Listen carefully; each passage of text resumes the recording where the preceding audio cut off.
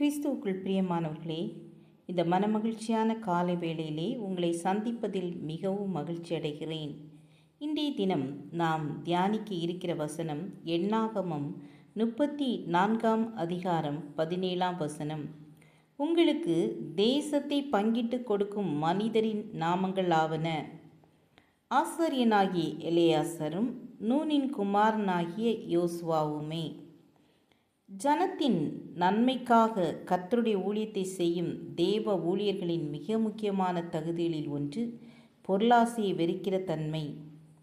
பொருளாசை வந்தால் பண ஆசையும் வந்துவிடும், தொடர்ந்து தீமையும் வரும். ஆகவே பெரிய பசுமையான செல்வ வளமான கானானை பங்கிடும் தேவ ஊழியர் பொருளாசை உள்ளவர்களாய் இருப்பின் தேவ திட்டங்கள் நாசமாகிவிடும். ஜனங்களுக்கு சரியாய் பிரித்து கொடாமல் தனக்கும் தங்களுக்கும் மட்டுமே பிரித்து விடுவார்கள்.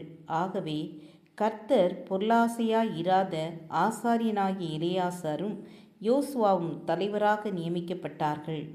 தொடர்ந்து 9.5 கோத்திரத்துக்கும் ஒவ்வொரு தலைவரை அவர் தெரிந்து கொண்டார். எல்லாரும் கர்த்தருக்கு பயந்த உண்மையுள்ள பொருளாசை இராத தலைவர்கள். இவர்கள் ஆசீர்வாதமான கானானை சுதந்தரித்து ஜனங்களுக்கு பங்கிட்டார்கள். அவனவன் பெற்ற வரத்தின்படியே நீங்கள் தேவனுடைய பற்பல கிருபையுள்ள ஈவுகளை பகிர்ந்து கொடுக்கும் நல்ல உக்ரானக்காரன் போல ஒருவருக்கொருவர் உதவி செய்யுங்கள். கானான் தேசத்தை எப்படி சுதந்தரித்து ஜனத்துக்கு பங்கிட்டார்களோ அதே போல இக்காலத்தில் தேவனுடைய பற்பல கிருபையுள்ள ஈவுகளை பகிர்ந்து கொடுக்கிற நல்ல உக்ரானக்காரரை கர்த்தர் தேடுகிறார். அப்போஸ்தலனாகிய பவுல் தீத்துவுக்கு எழுதும்போது, நீ குறைவாயிருக்கிறவைகளை ஒழுங்குபடுத்தும் படிக்கும் பட்டணங்கள் தோறும் மூப்பரை ஏற்படுத்தும் படிக்கும் உன்னை கிரேத்தா தீவிலே விட்டு வந்தேன் என்கிறார். கர்த்தருடைய ஊழியத்தை உண்மையாய் செய்ய தீத்துவை பவுல் கிரேத்தா தீவிலே விடுகிறார். தீத்துவிடமும் கண்காணியானவன் எப்படி இருக்க வேண்டும் எனவும் எப்படிப்பட்டவர்களை நியமிக்க வேண்டும் எனவும் கூறுவதை பார்க்க முடியும். இப்பொழுது உங்களை கர்த்தர் அழைக்கிறார். சுதந்தரிப்பதும் பங்கிட்டு கொடுப்பதும் மிகவும் பெரிய ஆசீர்வாதம்.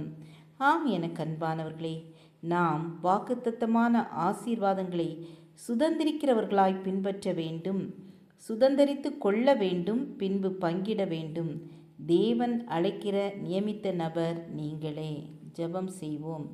கிருபையும் இரக்கம் நிறைந்த கர்த்தாவே, ஆவிக்குரிய ஆசீர்வாதங்களை நாங்கள் தொடர்ந்து அவைகளை சுதந்தரித்து ஜனங்களுக்கு பங்கிட்டு கொடுக்க எங்களுக்கு உதவி செய்யுங்க. எங்கள் ஒவ்வொருவரையும் ஆசீர்வதிங்க, வழி நடத்துங்க. இயேசுவின் நாமத்தில் பிதாவே, ஆமேன் ஆமேன். God bless you.